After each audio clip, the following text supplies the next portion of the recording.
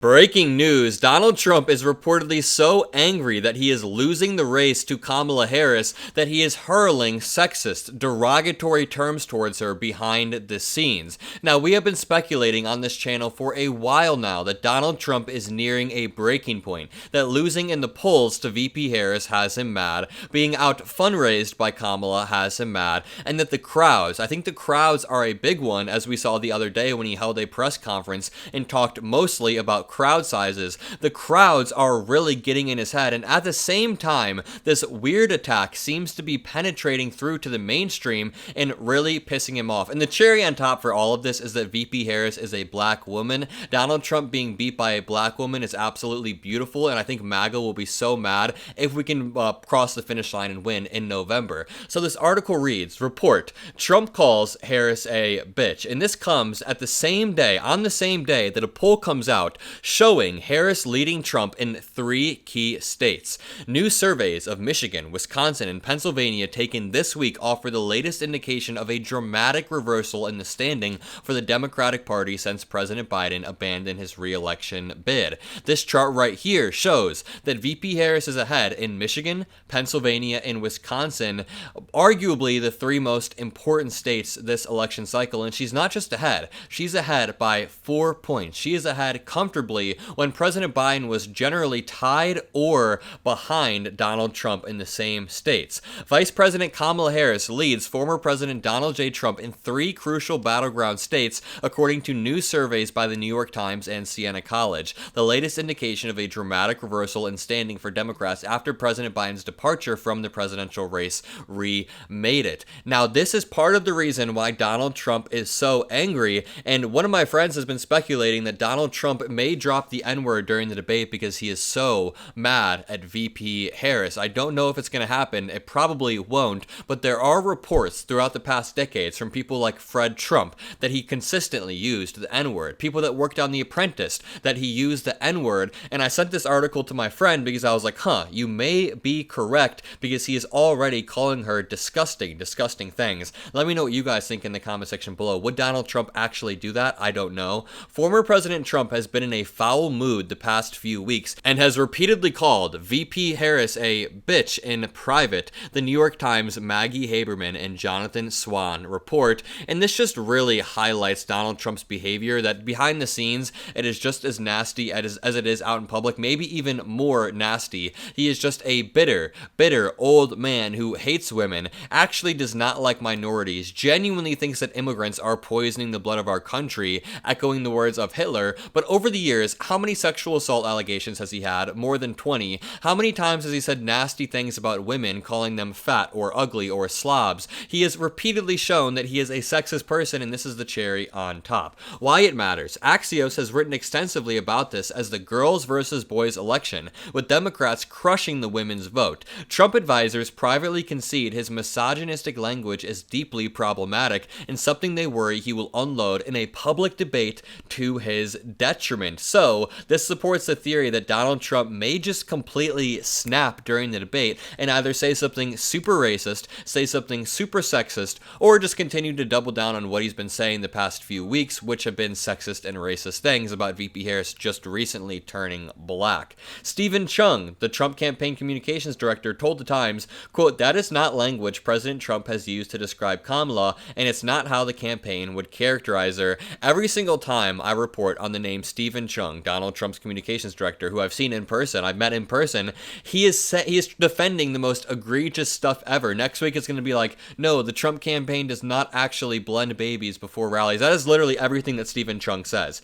Catch up quick. Trump said about Harris on Wednesday in a phone interview with Fox and Friends, quote, "I heard she's sort of a nasty person." At his Mar-a-Lago news conference on Thursday, he asserted Harris is, quote, "not smart enough to do a news conference." And Donald Trump has also called her low IQ repeatedly. Like I said, he has said that Kamala Harris just recently turned black, that she has failed. He has called her a super extremist far left person who wants to abolish police departments and prisons or whatever, but also a cop who locks everybody up in sight. Those two things conflict. Here's another clip of Donald Trump whining and projecting during a Fox News interview. This further reinforces the theory that he is about to hit the breaking point, that he is this close to the edge. Take a listen.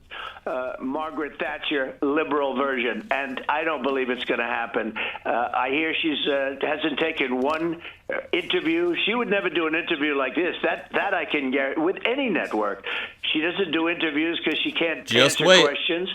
I don't know how she debates. I heard she's sort of a nasty person, but not a good good debater, but we'll see, because we'll be debating her, I guess, in the pretty near future. That debate will be beautiful, and the debate between Tim Walz and J.D. Vance will also be beautiful, but it's always projection with Donald Trump. When he says that VP Harris is a nasty person, that means that he is a nasty person. When he says, I'm not weird, they're weird, or when he says, I'm not a threat to democracy, they're a threat to democracy. He has done this throughout the years, even with the quid pro quo thing, or no, the puppet thing. He goes, I'm not a puppet, you're a puppet, you're a puppet. All he does is say, not me, you, like he is a third grader on a playground. And throughout the interviews he's given in the past few days, I think he is slowly losing his mind. And if anybody thinks that Donald Trump would not call VP Harris the word from earlier in the video, just watch this clip of him attacking her publicly and think about how far he would take it privately. This is from last night. What they are doing is, in my opinion, totally illegal. Kamala is grossly incompetent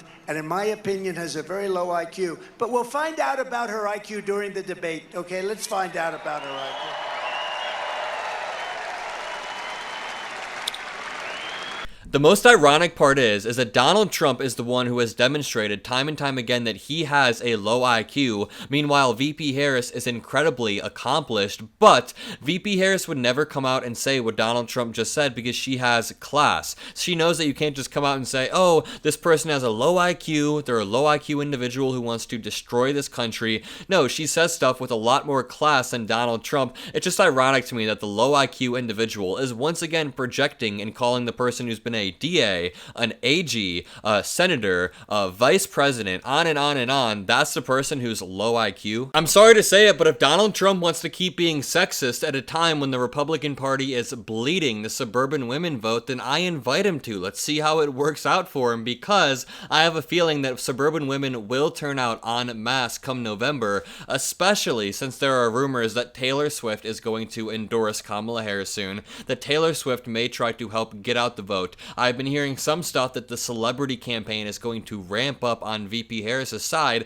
and that is also why Donald Trump is panicking right now, because there were reports that while Taylor Swift is the best that we can get, Kid Rock is the best that they can get, or Forgiato Blow. Who the hell even is Forgiato Blow? I'm excited to see Donald Trump continue losing his mind over the next few weeks to months as he realizes that he is going to lose this election. But either way, I really hope you guys enjoyed this video. It was brought to you by Ground News. Check out ground.news/Adam Mockler. While I was editing, I was reading this article from Ground News about a federal judge overturning a Florida law that blocked treatment for transgender children. And the unique part about this article is the distribution bias of the stories. Out of nearly 100 total news sources covering this story, less than 10% of them are right-leaning. Stories like this aren't being covered by right-wing news sources, so these stories don't pierce into the MAGA bubble. And that's the beauty of today's sponsor, Ground News. You can check all this out at ground.news/Adam Mockler. Their platform is incredibly helpful when you're trying to sort through all of your different sources, find out which ones are credible,